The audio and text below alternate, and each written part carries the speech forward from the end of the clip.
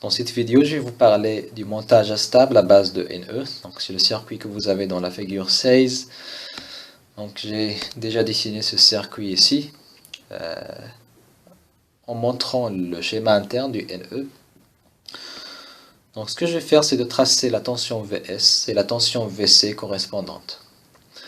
Et maintenant la tension VC est connectée avec le pin 6 et le pin 2. Donc le pin 6 c'est V+, donc V+ est égal à VC. Et le pin 2 c'est V-, donc V- est égal à VC. Et là éventuellement vous avez V+ est égal à VCC sur 3 et V- est égal à 2 VCC sur 3 pour ce comparateur. Donc ça c'est quelque chose qu'on a déjà discuté, parce qu'il y a un diviseur de tension qui nous permet d'avoir ces seuils. Donc initialement je supposais que la tension VC est égale à 0, ça veut dire que le condensateur est initialement déchargé.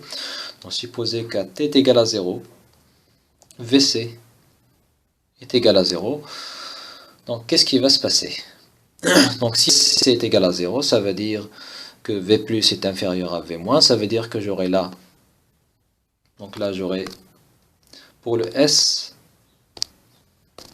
j'aurai 0, et pour le R, j'aurai 1, parce que VC est égal à 0, donc V- est inférieur à VCC sur 3.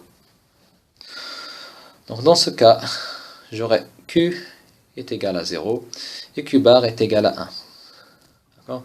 Donc Q bar c'est quoi? C'est VS, donc j'aurai VS est égal à VCC.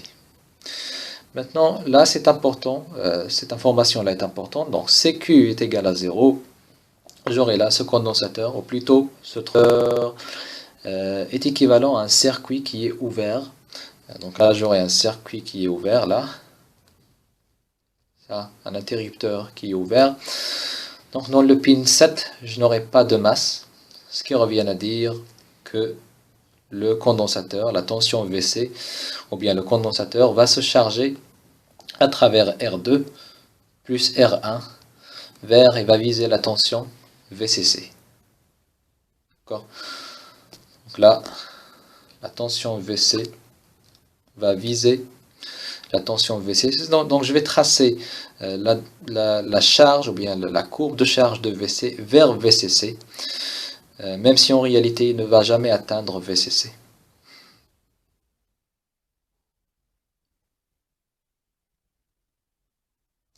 Il va essayer de viser VCC. Donc là, lorsque VC est inférieur à VCC sur 3, ce que j'ai, donc on a déjà vu que VC, ou plutôt VS de T, donc VS de T, est égal à VCC dans cette portion. Mais lorsque la tension VC entre dans cet intervalle, ça veut dire 1 sur 3 VCC et 2 sur 3 VCC, vous allez faire une analyse qui est simple, donc vous savez déjà comment le faire. Vous allez trouver que la tension VC, ou plutôt la tension VS, sera égale à l'état précédent. Donc il n'y aura aucun changement. D'accord? Donc là j'aurai S est égal à 0 et R est égal à 0. Ça veut dire que Q est égal à l'état précédent et Q bar est égal à l'état précédent. Donc si Q est égal à l'état précédent, donc j'aurai toujours là un circuit ouvert et là Q bar sera toujours égal à la valeur précédente de VS. Donc là le condensateur va continuer son chargement et là, tant que VC est entre cet intervalle, VCC sur 3 et 2 VCC sur 3, j'aurai la tension VS est égale à VCC. D'accord? Mais qu'est-ce qui se passe lorsque VC de T devient supérieur à 2 VCC sur 3, ou plutôt essaie de devenir supérieur à 2 VCC sur 3? Donc revenons à notre circuit. Donc là, j'ai VC supérieur à 2 VCC sur 3, ça veut dire que là, S, j'aurai là 1, et là, j'aurai 0. 1, 0, ça veut dire que Q est égal à 1. Donc Q est égal à 1 et Q bar est égal à 0, logique. Donc si Q est égal à 1, ce transistor va se fermer, donc il va agir comme un interrupteur qui est fermé. Ça veut dire que là, je vais connecter une masse avec ce point. Donc dans ce point-là, j'aurai une masse. Donc je n'ai plus de VCC maintenant. Donc le condensateur va se décharger à travers R2, puis le courant va passer par la masse. D'accord? Ça va être équivalent à ça. Donc c'est la même chose. Donc j'ai une masse dans ce point, dans le pin 7. Donc là, j'aurai un condensateur qui va se charger à travers cette résistance R2. Et la tension Vs devient 0. 0 logique, c'est 0 volts. Donc là, ça signifie que VC ne peut pas dépasser de VCC sur 3. Une fois qu'il atteint de VCC sur 3, il va se décharger. Donc, il va se décharger à travers R2. D'accord?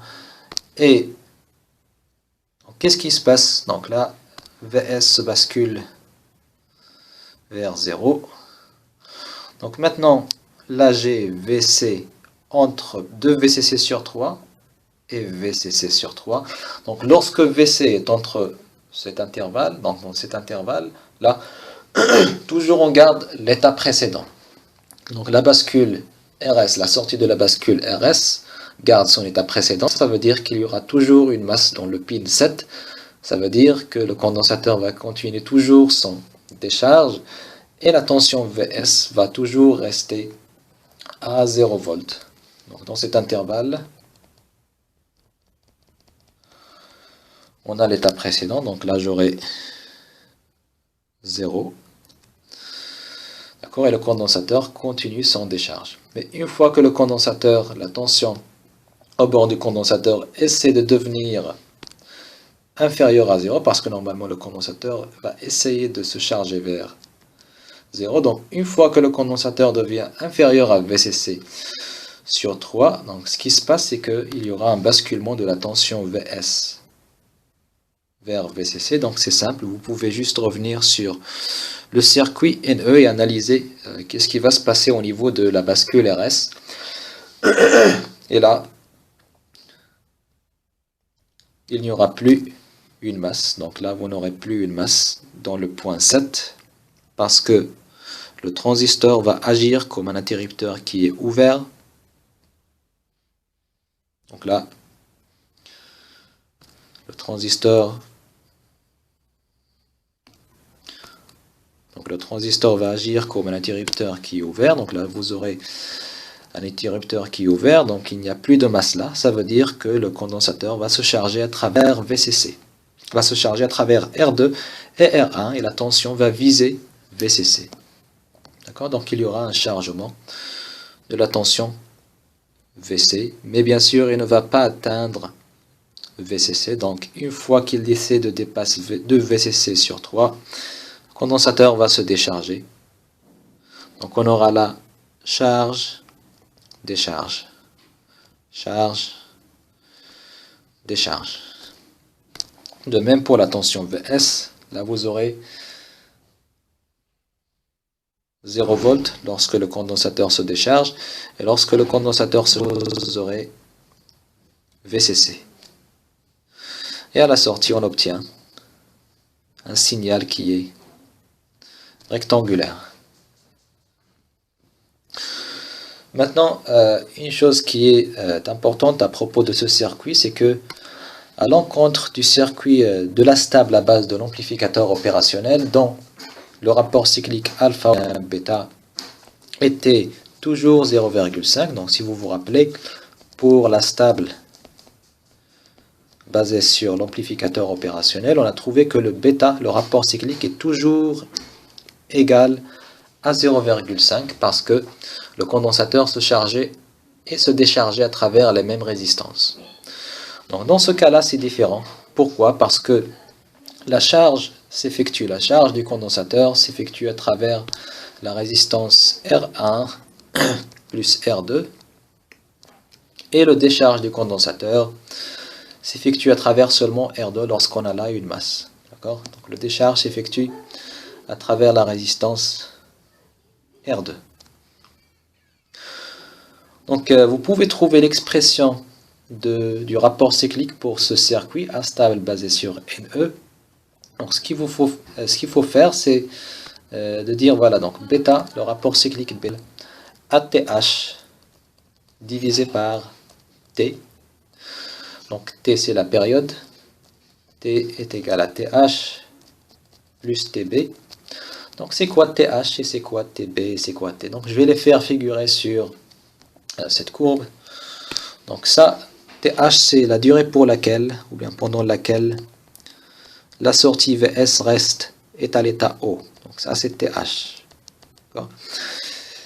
Ça c'est TH. Et TB, c'est la durée pendant laquelle la sortie VS est à l'état bas. Donc ça c'est TB. Et ça, TH plus TB n'est rien autre que la période. Donc vous pouvez trouver l'expression de TH et vous pouvez trouver l'expression de TB. Donc c'est simple. Je vais vous montrer comment faire. Donc je ne vais pas faire le calcul théorique. Je vais juste vous montrer rapidement comment vous pouvez la faire. Donc pour trouver TH, ce qu'il faut faire, c'est de trouver l'expression de charge. Ça veut dire l'expression de la tension VC ici.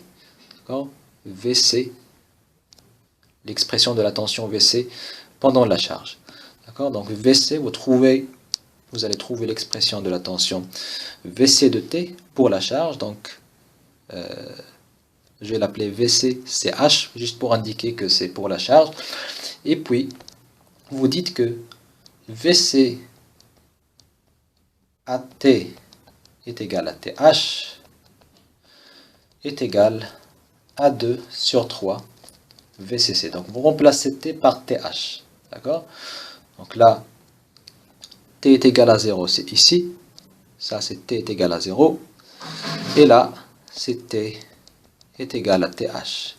Donc à T est égal à TH, vous avez l'expression VC, VCCH est égal à 2 VCC sur 3. Donc vous avez là 2 VCC sur 3. Et de cette façon, vous pouvez trouver facilement l'expression de TH.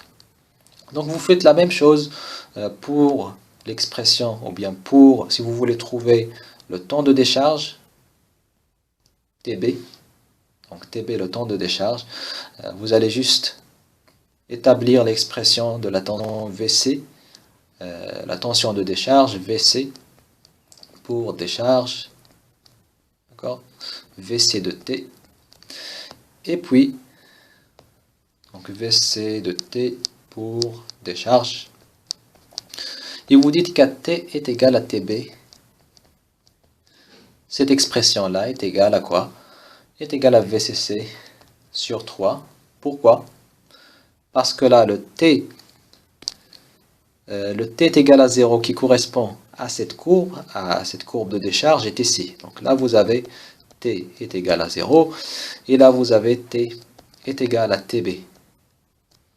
Donc vous remplacez la T est égal à TB. Et à cet instant-là, vous avez VC.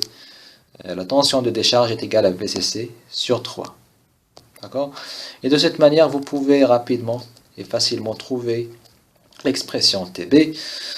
Et puis, à la fin, vous dites que le rapport cyclique bêta est égal à TH divisé par TH plus TB.